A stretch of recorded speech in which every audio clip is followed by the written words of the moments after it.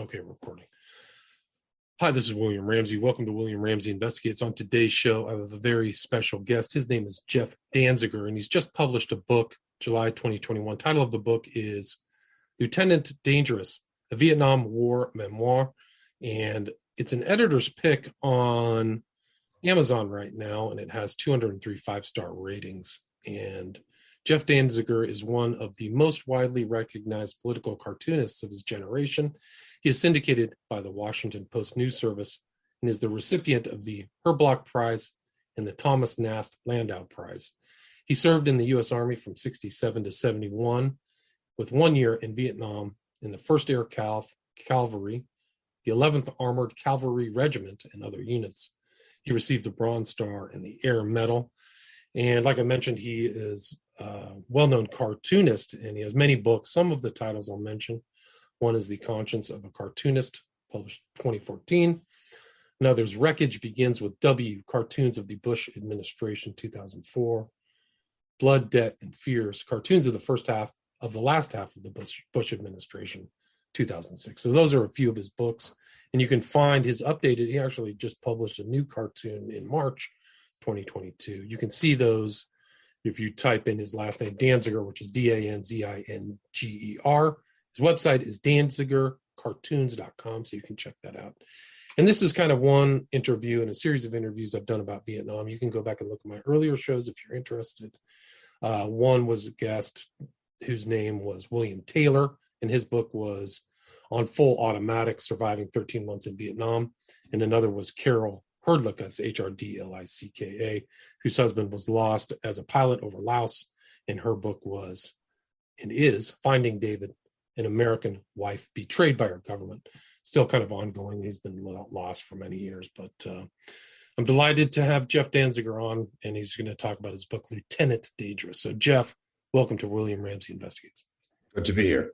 Awesome. So for people who may not have heard your name or may not have seen your cartoons, you've had a very long career. Can you kind of talk about your career? I know you were in Vietnam in the military from 67 to 71. But what kind of led you through your career and then to write and want to write this memoir, Lieutenant Dangerous? Well, I think that the cartooning is that I've always loved to draw, and I've always been interested in politics. The two come together. I admired the famous American political cartoonists, even going back as far as Thomas Nast or beyond that. It is a strange little outpost of journalism because it brings together two things of drawing and politics. And at the same time, at least for the most part in this country, editors expect and readers expect that it will be funny. It's not always funny. And sometimes it could be really effective by not being funny, especially on serious subjects. And you kind of got in trouble too. I saw in your bio, you wrote something about Condoleezza Rice that people were upset about, right? So you definitely had some controversy. Well, you can't please everybody. I had a great admiration for Condoleezza Rice. I thought she was very smart person, and I drew her somewhat like the character from the movie Gone with the Wind. I probably shouldn't have done that because that was an extraordinarily racist movie, but I just apologized. I'm sorry. It was a mistake. I shouldn't have done that. Yeah. But you've had many, you went through critique the Bush administration, and you've had a long career. I think you've been drawing for 30 years, right? Actually, I think more than that. The first cartoons I did were back in the 70s after I got out of the Army, and I was teaching school in Vermont, and I started to do it for the local paper. The newspapers at that time, if you remember, had switched over from hot metal printing, lead, to offset printing, and they didn't have to pay for engraving.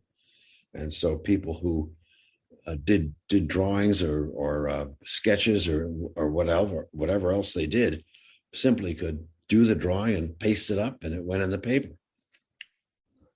So it started back in Vermont, and you've done that for quite some time, and then something brought you to want to write this memoir. What was that?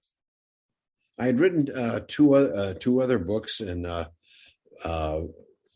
I am, as most Vietnam veterans feel, I think they feel that in the first place, the war is not being taught. It's not being taught to the younger generations. And in the second place, we're getting older. And if we don't tell the story now before we all die off, certainly the United States government is not going to do it. And I was in a meeting or a dinner with some young people who had gone to some of our better colleges, and I realized they didn't know anything about the war. And I don't know whether they cared. They wanted to know about the history of their own country. And so I try not to talk about it, but one young man said to me, well, if you didn't like the Army, why did you join? And I realized he didn't know that I didn't join. I was drafted. And they had no conception of what it was like to be sent a message from your government to the effect, stop what you're doing and show up for a physical. And if you pass the physical, you will be gone 2 years, including 1 year in a war zone. I just thought that was amazing. Now the Army is all volunteer and probably should be, but we'll see. It depends on how many people the Army needs, and the Navy and the Air Force and the Marines, how many they need, because if they put out a call for volunteers, they might get volunteers and they might not. And if they don't get volunteers, then they're going to have a draft. Right. And I mean, I think you said in your book, like, they were mostly concerned about getting drafted, like in the context of like, wow, could that happen to me? It was a much different time back there in the 60s, wasn't it? Right. Yeah. Yeah. Can you talk about those tumultuous decade and how you got into the military? The era was tumultuous because we did not have a good sense of what we were supposed to do, why we were there. We had no concept. And if you want to know a little bit more about it, you read Colin Powell. And Colin Powell, I think, was an admirable soldier and an admirable human being, said that you have to, first of all, have support back in the United States if you're going to go overseas. And second of all, you have to know about how you're going to get out of it. And the third thing was that you had to really go in with a tremendous force to get it done as quickly as possible. And we didn't do either of those. We went in to advise.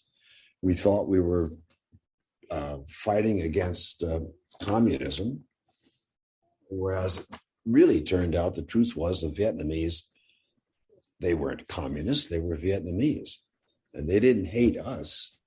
And they didn't particularly like the French, but they didn't hate us. But their real enemy had been for years was China. And I didn't know that. And I don't think anybody that my fellow soldiers knew that. We were never told that. And you wrote in your intro, you had a lot of respect for the Vietnamese people. You didn't come out into that war with a lesser respect. At least that was my impression.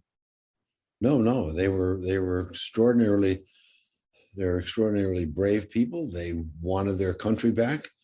They seemed to be in favor of some sort of Marxism or Leninism or communism, but they really didn't care. They just had been at war, first many years ago with the Chinese, then with the French colonizers. then with the Chinese again, then with us, and then finally after we left with the Russians. So they really didn't know it. It's a terrible thing to think of when you're trying to develop a country and people are constantly moving in and shooting the place up. And you, when you got drafted back in '67, at that time you were concerned. I don't think a lot of people would conceptualize this, but there were certain instances where you didn't want to wear your military outfit. You wanted the benefit of it, but a lot of people had a lot of antipathy towards the military. Isn't that right? I didn't mind wearing the uniform. By that time, I was making, people don't follow this very closely, but if you were drafted, I think we were making barely over $100 a month. And then when I became an officer, I was up to $500 and something a month. And no additional funds were provided for money to call home or if you got sick, you could go to the Army hospital, and if you needed transportation, they would give you a ticket to wherever you were going. But it was a very straitened circumstance. And when I would take the train, you got half price if you went in uniform. But other than that, there was no. And, people back here had the idea that if you were a soldier, you approved of the war, which, of course, was 100% wrong, and had no idea how they could actually help you. I never had the experience of being spat upon, but it could have been. And when you got drafted, you didn't go straight to Vietnam. Maybe people couldn't conceive of that. You spent time in Texas and some other places getting different types of training, right? The draft was for 2 years, and you had 1 year training here, and then you wound up in an infantry company over there. And I somehow had the idea that I was not an infantry. I didn't want to go in the infantry. You could sign up for schools, but you had to promise them extra time. And I went for a language school, which was Vietnamese. And so I became an intelligence officer and a translator in the Vietnamese language. But there were so many mistakes. I mean, the Army or the government and the Army,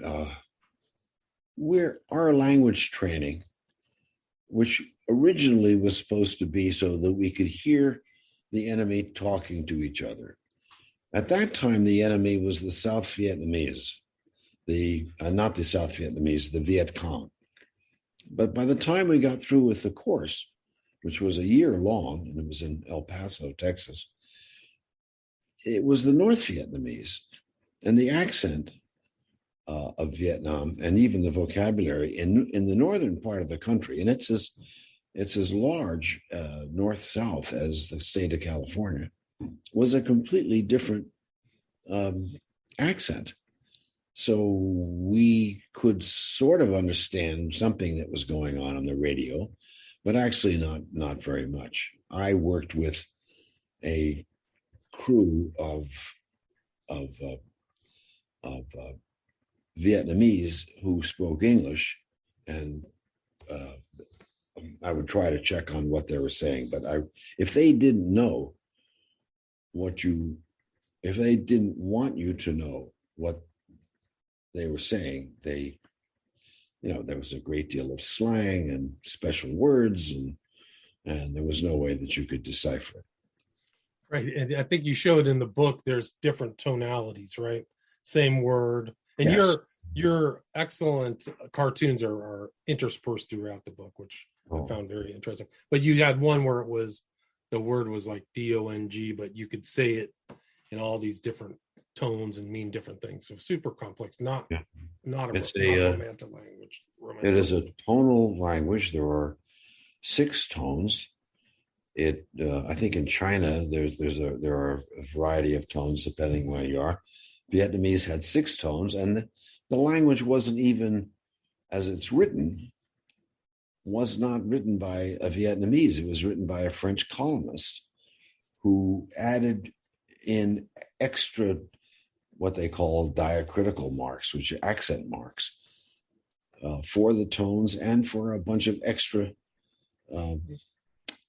vowels that he assigned. So we have 8 vowels, 9 vowels, and Vietnamese had something like 13. So you have your average GI who is about as didn't want to be there in the first place, and is then given the assignment to learn this tonal Asian language, in which, if there are cognates, and there are some, they were to French, not to English. I don't know how anybody could have come up with a more difficult, ridiculous instance. And of course, while all this is going on, you're being shot at. Right. And then, there's a lot, the fact that you were there, but you go into detail in your book how kind of strange even the process of being drafted was, how people could get out, how many people could get in, and who really ended up getting drafted were certain types of people, right? I think the psychology was they didn't want to anger people who could do something about it. And so they didn't draft you if you were a college student. They didn't draft you if you were married, and then after a while, that changed to you had to be married and have a child. And all during this period, there was no the as they say, if you can remember the 60s, you weren't there. There was a new appreciation of drugs and music and the relationship of people to the government and whether or not they were going to do what they were told. And some people did. I did, and I don't remember why. I wish I could remember my actual thinking, but I can't.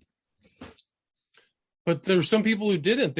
You said they went to Sweden, Canada. They didn't show up. And a lot of people who were drafted were people who couldn't find a way out. So they just were maybe kids from outside of the big cities or something like that. So that's right. No, they just went AWOL. At one point, as this is what I heard, the largest training fort is Fort Dix, New Jersey, for draftees. And at any given time, there were 5,000 men AWOL from Fort Dix. And you can figure that when that happens, there's no way to get these people back. And as you also may be aware, after the war was over, Gerald Ford just issued a blanket forgiveness for anybody who had gone AWOL and skipped the draft. So there wasn't even any punishment about it, because they finally realized what a desperately silly mistake the war had been. And it's really incredible. And you spent time in the military for a while before you got your notice that you were going to Vietnam, right? That's right. I was a year in Fort Bliss as an enlisted man at this rather ill-considered language school that we had at Fort Bliss, which is near El Paso, Texas. And then I got a field commission, or a direct commission, and I had to spend a year in training for that, so that by the time I actually was sent over to Vietnam, I only had about a year of service left. Right. And you go into how the military, there's a lot of curious ways people survive in the military, how you survive, but I think you became something that you didn't expect to be, right? Like you got assigned to the ordnance, right? At least one, but I was given what they call a direct commission, which is, I had already been to college. So usually you have to go through officer candidate school, which is pretty strenuous training. But because I had the language, and because I already been to college, and because I don't know, I looked good in the uniform, I can't imagine why else, they decided. And the other thing was that they were desperate for officers, people who, the oddest thing that was happening was that when younger officers are in the service, they are supposed to be bucking for a promotion, lieutenants to be captains, captains to be majors, and so on. And the war was so unpopular and so poorly run, and frankly so dangerous, that people weren't pushing to get promotion. And that's not supposed to happen. People are supposed to want to get promoted and do a good job and know the regulations and the structure, but they weren't. And so you kind of filled that gap, right? I was by the time I got to Vietnam, the decision on my part was to get back, in one piece. And there was a lot of just kind of, I think you see it in a lot of these films, like the backdrop of the war was really, for the people like you who were involved, it was like a feeling of like craziness and things don't make sense and pieces don't fit together. Can you kind of talk about that environment that you were in? I have not been to all of the Hollywood Vietnam movies. And I think many of them get it completely wrong. And they also did a disservice to vets who were coming back. It was hard to get a job if you were a vet. People thought that you were crazy or a baby killer because they had seen the movie The Deer Hunter. And The Deer Hunter, the Vietnamese are all bloodthirsty and they want to play Russian roulette with the POWs. I don't think that happened.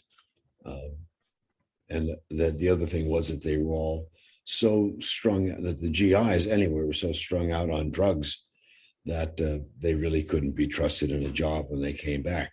And that wasn't true either. Most of the GIs, certainly the infantry that I knew, were extremely careful, and they didn't want to be in a position where any of their awareness of what was going on around them was compromised. They wanted to make sure that they were looking out for themselves, for their own safety. And can you kind of talk about some of the stories that you found very, you include a lot of your first person accounts in the book. Can you kind of talk about what it was like to be in Vietnam during that part, the time you were there? Well, there were these silly regulations that were really insane. For example, you had to shave every day. Well, here we were in the middle of essentially a jungle, and or very rural areas, and you were required to shave. Now, I ask you, what the hell difference does it make whether you shave? But that was the rule, and you had to do it. You had to take care of yourself physically. We were supposed to be there with a mission to advise and to arm and then to advise the South Vietnamese government on how to fight and how to use. Well, for example, they didn't know very much about artillery, and they didn't know very much about how to fly helicopters. And we were supposed to advise them on how to do all those things. But in some cases, they did understand.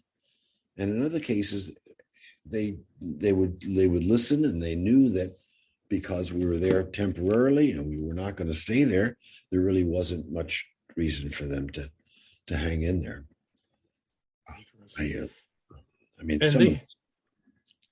They had a kind of different sensibility about the equipment and what to do that may not have been, what the West. Also, they didn't. Yeah. Also, the Army and the military establishment, the Pentagon in general, realized somewhere after the Tet Offensive, which is worth reading about, that it wasn't going to work, and that we then had to figure out a way of getting out with some sort of honor. And Nixon was talking about peace with honor. Well, it wasn't possible. When they announced that they were going to leave, and that was, of course, by that time, it was 1974, I came back in 70, maybe it was 71. Um, they announced that they were going to have a huge operation to stop the Ho Chi Minh Trail. They dropped more bombs on the Ho Chi Minh Trail in the operative years of the Vietnam War than the total tonnage of both sides, of all sides, in World War II. And they would just drop thousands of tons of bombs. It had no effect at all because not only was the jungle huge and the Ho Chi Minh Trail at some point was almost a mile wide, that each crater provided a place to hide from the next bombing.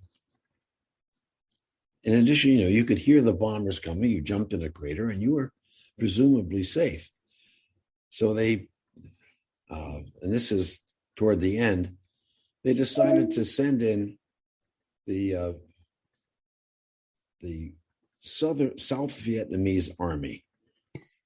And at the last minute, the Congress of the United States passed a rule that said in the areas where the Ho Chi Minh Trail came through, which was Cambodia and Laos, there was to be no U.S. troops on the ground. The Army translated that to mean that there were to be no U.S. troops physically on the ground, but they could fly in helicopters that had South Vietnamese troops on it, and then they would unload the South Vietnamese troops, and then they would wind up taking the war to the enemy. Except that the South Vietnamese troops didn't want to fly in and do that. Our pilots didn't want to do the flying. And as I point out in the book, if you have a helicopter full of soldiers, which would be 7 or 8 you could fit in, and they didn't want to get off, you couldn't make them get off. In the first place, they were armed, which no one seemed to remember. What did you say? You get off the helicopter and go fight. And we were landing them on the tops of mountains where the enemy knew exactly where they were, and we didn't know where the enemy was. It just got worse and worse. Right, and you mentioned also there was that sometimes the troops would fight against people within the military too, right? Or fragging or whatever. Well, the craziest thing, of course, was what I mentioned in the book was an operation known glibly as the Wandering Soul. The Vietnamese have a belief that if you die someplace not close to home and you're buried someplace else, your soul, or whatever it is, wanders through the jungle, and because it can't find its way home, it howls and screams and like a ghost. And this is very scary. And I have never heard it, but I can imagine how it would be very scary. So somebody in the Saigon government said, well, we will do that. And they made a recording that was supposed to be a wandering soul. And they put it on a helicopter, which with a recording machine and these huge speakers, and they were going to fly this thing out at night to scare the hell out of everybody and scare the North Vietnamese, who were a tough bunch of people, into surrendering. But what they forgot, of course, was that our allies, the South Vietnamese, were equally scared when they heard this tape, and so a lot of them deserted. And but nobody thought about that.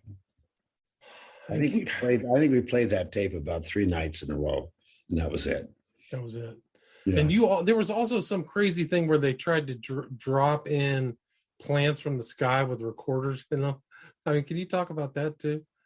I don't know if any of that ever worked, but there were people whose business depended on selling some cockamamie idea to the Pentagon.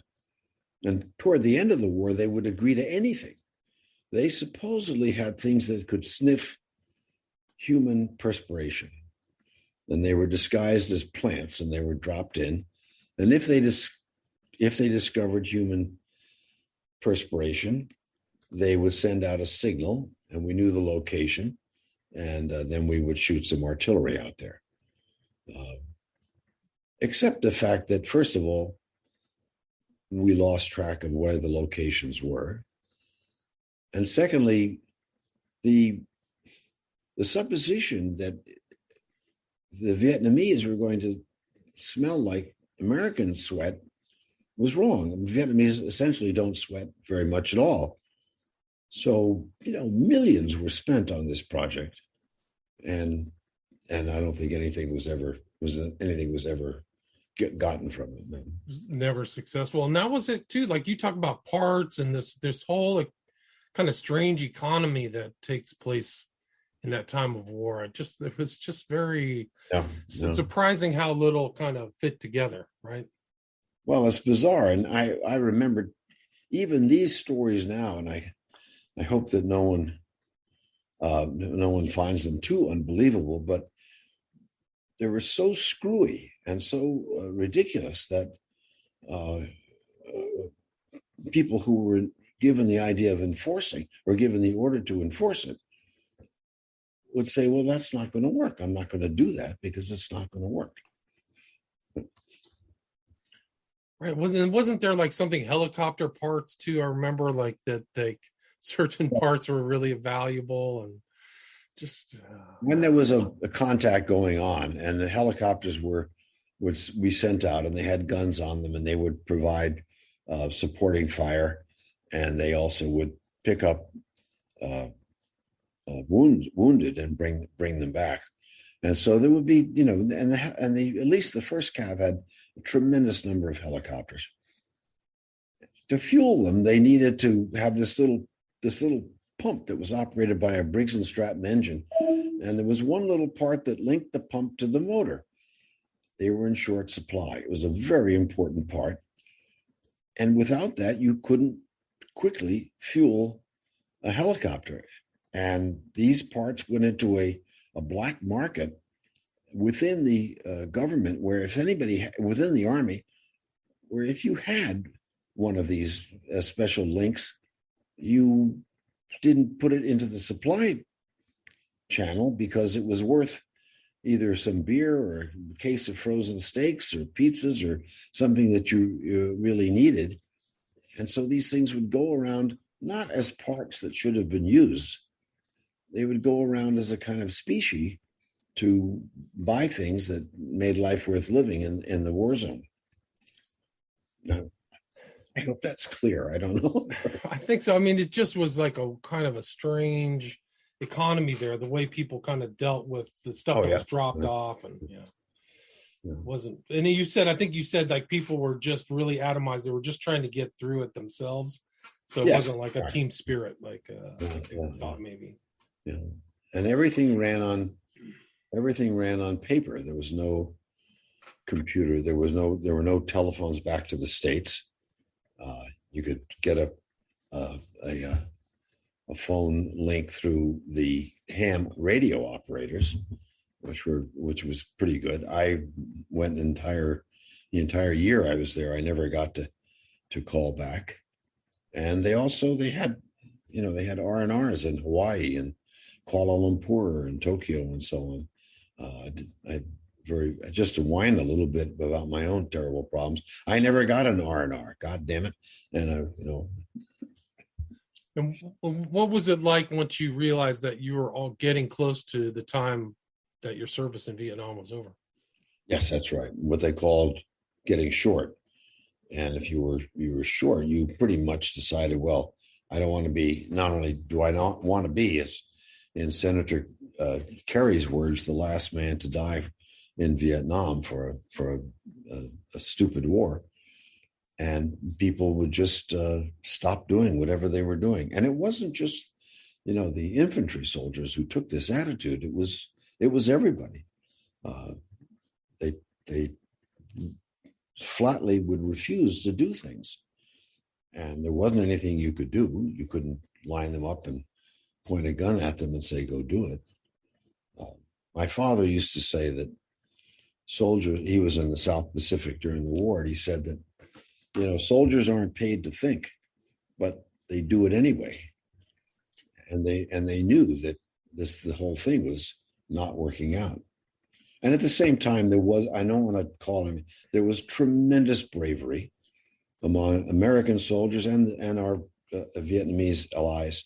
There was tremendous bravery. People went ahead and did what they were told and followed orders and went on operations and took tremendous chances.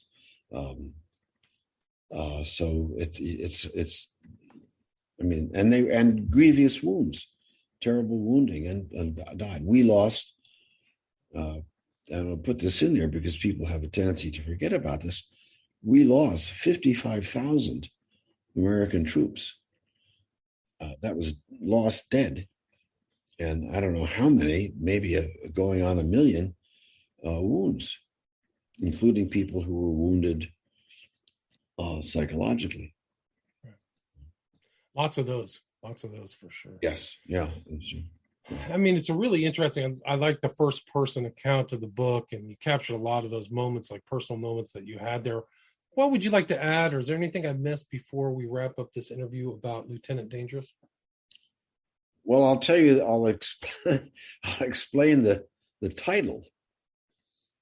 Lieutenant Dangerous, I was not dangerous, but I had Vietnamese translators that were working with me, and they had problems with my last name, Danziger, and some of them said that it was Danziger. They tried to say it, and they finally came up with the one English word which they sort of knew. So I became Lieutenant Dangerous, which was funny in that I was not a danger to anybody. Right, like I think you wrote like you were in a gunfight, but you don't know if you hit anybody. Like you just shot towards where the shots were coming from, right? Well, that was. I mean, I don't know. Are we on time? Are we? Close? No, we're good. Yeah, you have all the time you need. Please one of the things that was most hideous, and I live in a place that's very close in southern Vermont, that's close to the family estate of Ellsworth Bunker. Ellsworth Bunker is dead now. Was one of the last U.S. ambassadors to the South Vietnamese government, and he negotiated a policy which was then passed from the United States Army government to the Army to the South Vietnamese government that we would not fire artillery into the rubber plantations. One of maybe the only Vietnamese cash crop was rubber, and the rubber plantations, which were owned by the French almost exclusively by the Michelin Tire Company, went on for miles of these beautiful trees and beautiful straight lines, and the sap from the tree was every day a little bit was taken off from a cut in the side of it, and then it was boiled down to make basic rubber. And because we were barred from shooting artillery into the rubber plantations, the enemy, the North Vietnamese and the Viet Cong, when they wanted to get someplace safe in the middle of any kind of fight, would run to the rubber plantation, and then they would hide there, either in holes or in forested areas behind it. And the only way that we could find them was to go in and fight, like door to door or tree to tree fighting is the worst kind of fighting. It was fighting with running around with rifles shooting at each other. It was a self-destructive policy, which Bunker, and I think very low of Ellsworth Bunker, even though his land in South Vietnam now, in southern Vermont now abuts mine, he shouldn't have done it.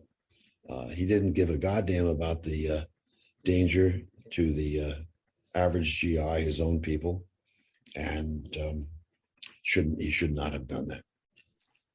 My favorite person in your book is Creighton Abrams, who said we should just declare victory and leave. Like that Oh, was I'm kind sorry. of I don't want to. It was that's close, but it was George Aiken. George Aiken. Okay, I got the wrong person. Yeah, I'm George sorry. Aiken was, Oh, and he was a senator from Vermont. And when I first got over there, I realized they were assigning me to an ordnance company, which I didn't know anything about. And I wrote Senator Aiken a letter, and I said, "This is wrong," and he wrote back, and he said, but that was his way of getting out of it was that we would declare victory and leave. I know. It's too bad somebody didn't It just might have have worked. Yeah. Right. yeah, have the kind of gumption to really just do that. Just say, "Oh, Yeah. we won, we're done," Yeah. and get Yeah. out. But Yeah. it's unfortunate. Great book, great discussion. Thanks so much. Where's the best place for people to get Lieutenant Dangerous? You can get it through Amazon. The publisher is Steerforth Press, and any of the other book sources, you will find it. And it's Let's see if I can get this off. working out. Yeah. Yeah, so it's Steerforth, and then your website is danzigercartoons.com, correct? Right. Yeah. Mm-hmm. So people can see your cartoons and your work on that, and also reach out to you through that, or do you have other social media you use? No, I don't. I don't have any others. I have an email. Email. Well, I can put that if you want to share that. But you definitely, if you have that website and people can contact you through that website, that might just be Very the good. best place. Yeah. Yeah. And again, the author's name is Jeff Danziger, and the title of the book is Lieutenant Dangerous, the Vietnam War Memoir, published July 2021, sorry. And it is an editor's pick on Amazon, so congratulations to you for that. So Jeff Danziger, thanks so much. Thank you. Stay there.